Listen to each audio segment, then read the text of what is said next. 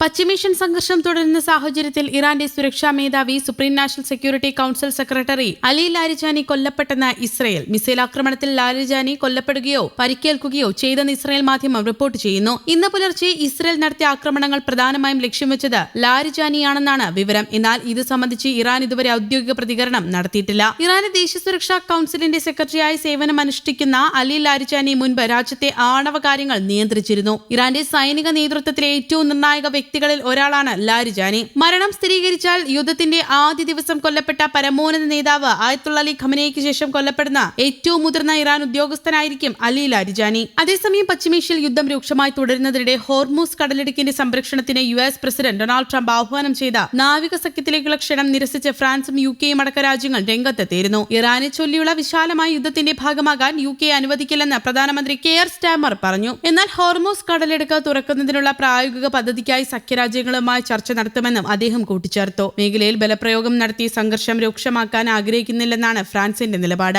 ഇത് തങ്ങളുടെ യുദ്ധമല്ലെന്നും യുദ്ധം തുടങ്ങിയത് തങ്ങളല്ലെന്നും ജർമ്മൻ പ്രതിരോധ മന്ത്രി ബോറിസ് പിസ്റ്റോറിയസ് പറഞ്ഞു. ഹോർമൂസിലേക്ക് യുദ്ധക്കപ്പൽ അയക്കില്ലെന്നും ഓസ്ട്രേലിയയും വ്യക്തമാക്കി. ഇറാന്റെ ആക്രമണം തടഞ്ഞ് ഹോർമൂസ് കടലിടുക്കിലൂടെയുള്ള കപ്പൽ ഗതാഗതം പുനഃസ്ഥാപിക്കാൻ UK, ചൈന, ഫ്രാൻസ്, ജപ്പാൻ, ദക്ഷിണ കൊറിയ തുടങ്ങിയ സഖ്യരാജ്യങ്ങൾ യുദ്ധക്കപ്പലുകൾ അയക്കണമെന്ന് ട്രംപ് ആവശ്യപ്പെട്ടിരുന്നു. അതേസമയം പശ്ചിമേഷ്യൻ സംഘർഷത്തെ തുടർന്ന് അടച്ചുപൂട്ടിയ ഹോർമൂസ് കടലിടുക്ക് വീണ്ടും തുറക്കാൻ സഖ്യകക്ഷികളുടെ സഹായം തേടിയത് വളരെയധികം ശ്രദ്ധ പിടിച്ചുപറ്റിയ ഒരു വാർത്തയായിരുന്നു. US പ്രസിഡന്റ് ഡൊണാൾഡ് ട്രംപ് രാജ്യങ്ങളുടെ നിസ്സംഗതയെ തുടർന്ന് നിലപാട് മാറ്റിയിരുന്നു. തന്ത്രപ്രധാനമായ ഈ ജലപാത സംരക്ഷിക്കാൻ വാഷിംഗ്ടണിന് ആരുടെയും സഹായം ആവശ്യമില്ലെന്നാണ് ട്രംപ് പറയുന്നത്. ഹോർമൂസ് കടലിടുക്കിലേക്ക് യുദ്ധക്കപ്പലുകൾ അയക്കണമെന്ന ട്രംപിന്റെ ആവശ്യം ജർമ്മനി, സ്പെയിൻ, ഇറ്റലി തുടങ്ങിയ രാജ്യങ്ങൾ നിരസിച്ചത് ട്രംപിന്റെ ഈ തീരുമാനമാറ്റത്തിന് കാരണമായി. മുൻകൂട്ടി ആലോചിക്കാതെയാണ് അമേരിക്ക യുദ്ധം തുടങ്ങിയതെന്ന നിലപാടിലാണിവർ. അമേരിക്കയുടെ സഹായം സ്വീകരിക്കുന്ന നാറ്റോ അംഗങ്ങൾ ആവശ്യമുള്ളപ്പോൾ തിരികെ സഹായിക്കുന്നില്ലെന്നും ട്രംപ് കുറ്റപ്പെടുത്തി. ഞങ്ങൾ ലോകത്തിലെ ഏറ്റവും ശക്തമായ രാജ്യമാണ്, ഞങ്ങൾക്കാരുടെയും സഹായം ആവശ്യമില്ലെന്ന് അദ്ദേഹം പറഞ്ഞു. യുദ്ധത്തിന്റെ തുടക്കത്തിൽ 2 വിമാനവാഹിനി കപ്പലുകൾ ആവശ്യപ്പെട്ടിട്ടും ബ്രിട്ടൻ നൽകിയില്ലെന്ന് ട്രംപ് ആരോപിച്ചു. യുദ്ധം ജയിച്ചു കഴിഞ്ഞപ്പോൾ കപ്പലുകൾ അയക്കാമെന്ന് പറഞ്ഞ ലണ്ടന്റെ വാഗ്ദാനം താൻ തള്ളിക്കളഞ്ഞതായും അദ്ദേഹം വെളിപ്പെടുത്തി. യുദ്ധക്കപ്പലുകളെ അയക്കില്ലെന്ന് ജപ്പാൻ, ഓസ്ട്രേലിയയും വ്യക്തമാക്കിയിരുന്നു. ഫെബ്രുവരി 28-ന് ഇറാനെതിരെ അമേരിക്കയും ഇസ്രയേലും നടത്തിയ സൈനിക നീക്കത്തിന് പിന്നാലെയാണ് ഇറാൻ ഹോർമൂസ് കടലിടുക്ക് അടച്ചത്.